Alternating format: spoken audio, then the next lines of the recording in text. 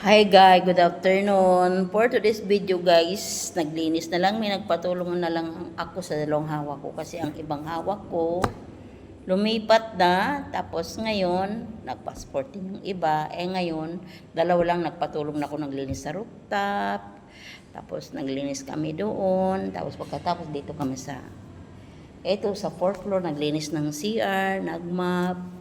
Tapos pagkatapos namin linis guys, pinamirinda ko din sila para naman mawala yung ano nila, ganon, para maging masaya naman sila, hindi naman sila basta ganon lang guys. Ito guys, nakaupo ako, pahinga, kasi tapos na yung trabaho namin. Alam nyo guys, iba talaga ako guys, kahit trainer ako guys, taga-turo ako ng aplikante. Pero hindi ko inano yung trainer ko. Pag may nakita akong madumi, ako naglilinis. Pag marumi ang hagdanan namin, ako nagmamap. Pag malinis ang CR namin, makita ko pag malinis, ako mismo maglilinis guys. Guys, hindi lang ako trainer.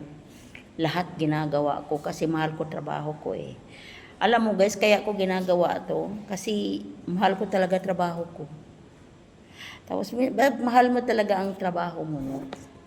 Walang kapaguran, wala man yung may-ari dito, yung madam namin mayroon man siyang sariling mansion sa Nazareth. Kami lang dito, mga staff, trainer, at saka yun lang. Walang nagbabantay sa amin dito. Alam nyo guys, kung gusto ko lang magtamad-tamad, hindi ko gawin ang maayos ang trabaho ko. Okay lang yun kasi walang nagbabantay. Magtrabaho ka lang gusto yun. Pero alam nyo guys, mali yun. Kasi bakit ko nagawa ng maayos ang trabaho kahit wala yung amo namin, wala dito ang madam namin. Ginagawa kong maayos ang trabaho ko. Bakit guys? Kasi sinasahuran kami ng tama, alam ko yung sinasahod ng madam namin, hindi basta-basta pinupulot, pinagpawisan din niya yun para masahuran kami lahat. Kaya yan din ang ginagawa ko. Hindi man ako perfectong trainer, pero ginagawa ko pa rin yung best ko para matulungan yung aplikante kasi alam kong yung sahod ni Madam sa amin pinaghirapan din niya. Kaya ibigay ko rin yung best ko na trabaho. Kahit walang nagbabantay sa amin dito, ginagawa ko pa rin maayos ang trabaho. Kasi alam mo, naawa din ako sa madam namin.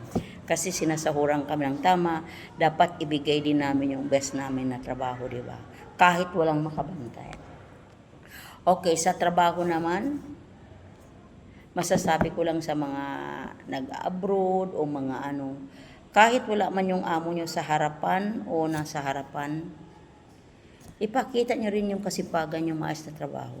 Hindi kagaya ng iba na plastikan, magtrabaho lang pag nandyan yung amo, magpakitang gilas, pero pag wala na, nako, wala lang, pero pag nandyan, nagkandagaga lang maglinis kasi nandyan yung amo.